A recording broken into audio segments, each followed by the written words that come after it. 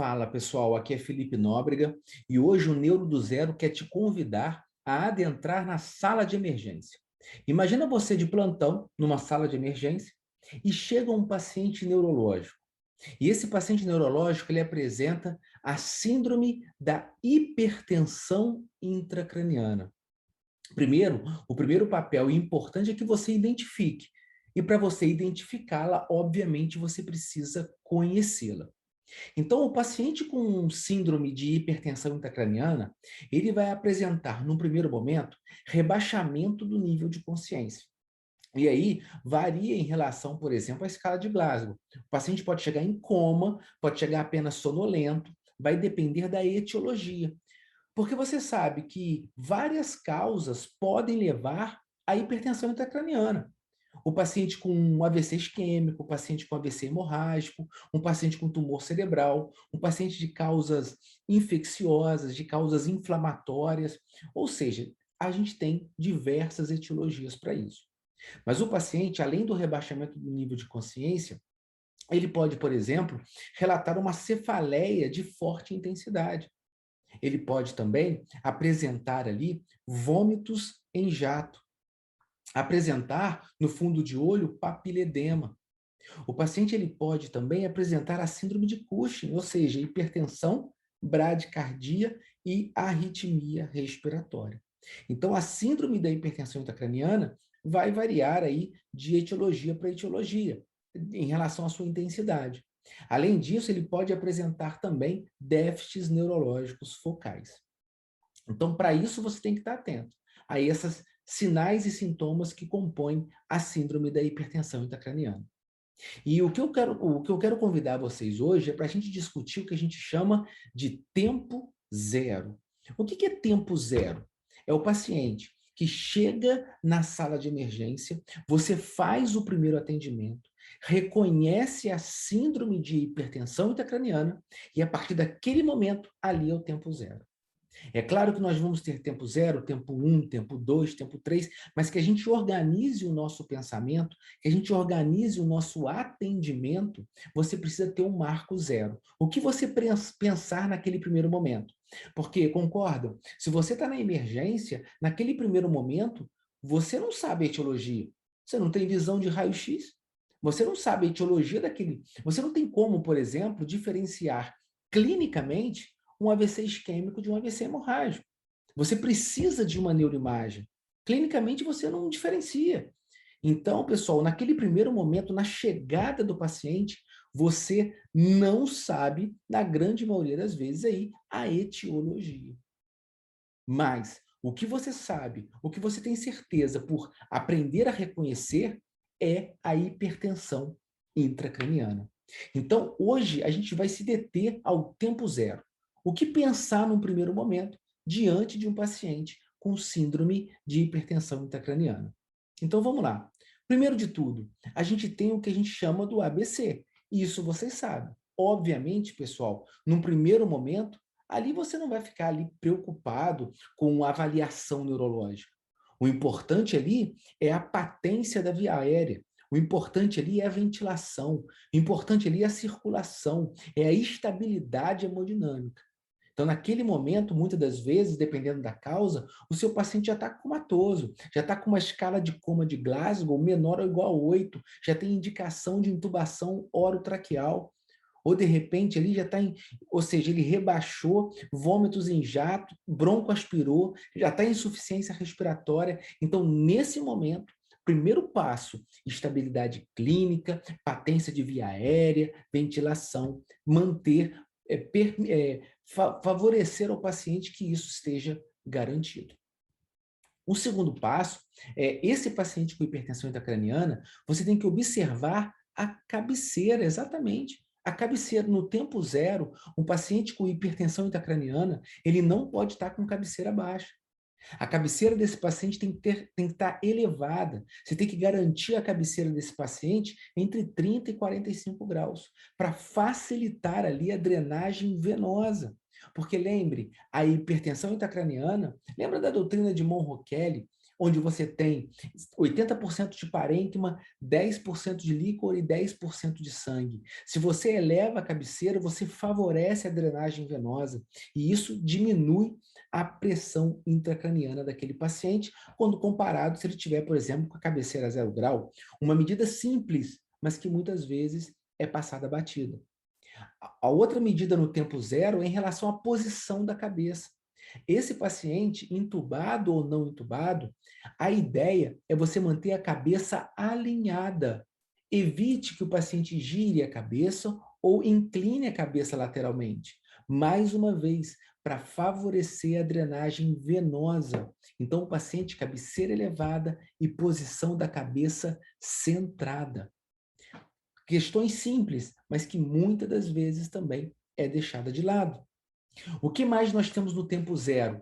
Evitar estímulos que podem elevar a pique. Quer ver um exemplo? O paciente que foi entubado por rebaixamento de nível de consciência e é aspirado o tempo todo. Evitar isso. Minimizar esses estímulos nocivos que elevam a pique nesse primeiro momento. Nesse primeiro momento, você não sabe o que está acontecendo. Nesse primeiro momento, você precisa fazer medidas de que aquela pique, que você não tem noção de quanto está, mas sabe que está elevada, eleve ainda mais. Outra medida é evitar a hipertermia, ou seja, evitar febre. Esse paciente tem que ser resfriado o máximo. Se preciso, coloque ali dipirona regular, se preciso, utilize gelo, ou seja, você precisa resfriar esse paciente. Esse paciente não pode ter febre. Sistema nervoso não lida bem com febre, é ruim, é danoso, é maléfico ao sistema nervoso febre nesse momento. Outra medida é utilizar nesse paciente, no primeiro momento, apenas fluidos iso ou hiperosmótico. Você pode lançar a mão de um manitol, você pode lançar a mão de uma salina hipertônica, que vão favorecer aí a diminuição da pique nesse primeiro momento. Agora, apenas fluidos iso ou hiperosmótico. Lembre disso, tá? Para um paciente com hipertensão intracraniana que chega na emergência, você só vai utilizar apenas esses tipos de fluidos. Outra medida no tempo zero é você corrigir as alterações eletrolíticas. É óbvio que você vai pedir um laboratório para esse paciente na chegada. E detalhe, dentre os distúrbios, as alterações eletrolíticas, dentre os eletrólitos, atenção especial a quem? Ao sódio. Atenção especial ao sódio. Hiponatremia, nesse momento, precisa ser corrigida. Um paciente com hipertensão intracraniana, um sódio mais elevado, favorece esse paciente. Então, atenção especial ao sódio. Até porque, se esse paciente já tiver, por exemplo, com uma hipernatremia importante, você ali não vai fazer uma salina hipertônica, concordam? Porque isso pode ser maléfico ao paciente. Então, atenção ao sódio. Um sódio mais para cima, mas evite aí atenção à hipernatremia aí, exagerada, uma hiperosmolaridade plasmática exagerada acima aí de 320. Ok? Mais uma medida importante é o corticoide. Mas aqui merece um asterisco. Você vai falar, Felipe, a gente faz corticoide na hipertensão intracraniana? Não. A gente não faz corticoide na hipertensão intracraniana, salvo condições especiais. E aí, por exemplo, condições especiais a pacientes com tumor cerebral, que tem aquele edema vasogênico importante, perilesional. Esse cara, ele vai merecer corticoides em altas doses. Por exemplo, 4 miligramas de 6 em 6. Esse cara vai precisar de corticoide em altas doses. Mas são condições especiais. Não é uma medida obrigatória e nem indicada para corticoide no contexto da hipertensão intracraniana. Tome cuidado com isso, tá? Outra medida, obviamente, é uma tomografia de crânio sem contraste. Por quê? A neuroimagem vai te dizer, né, a etiologia do paciente, da hipertensão intracraniana que seu paciente apresenta. Então, observe, eu coloquei aqui do lado uma tomografia de um paciente com um tumor cerebral importante, um glioma de alto grau importante, em que você tem aqui o desvio da linha média, tá? Você lembra, eu já comentei com vocês aqui no Neuro do Zero, as chamadas dicas. As dicas para que você avalie um paciente neurocrítico que chega na emergência. Então, olha lá, D é de desvio da linha média. Observe que o nosso paciente aqui, ó, tem um desvio importante da linha média. Isso é grave. E de inundação ventricular. Você aqui não tem sangue nos ventrículos, mas você tem um ventrículo bem comprometido, bem desviado, principalmente aqui no seu corno posterior, que está praticamente apagado. C de cisternas, nesse corte não dá para ver muitas cisternas, mas a gente vê a assimetria e sulcos e giros. Você tem uma assimetria, você tem aqui o tumor bem presente, com edema perilesional também importante. Assim como, observe, você não tem sulcos e giros marcados. Isso aqui é uma ATC clássica de hipertensão intracraniana. Então, a neuroimagem ela é fundamental no tempo zero. É claro que, pessoal, bom senso. O seu paciente precisa ter uma instabilidade. O seu paciente precisa estar estável. O seu paciente precisa ter condições de realizar o exame, obviamente. Então, aqui estão as metas, né? As metas do tempo zero no atendimento da emergência de um paciente com hipertensão intracraniana.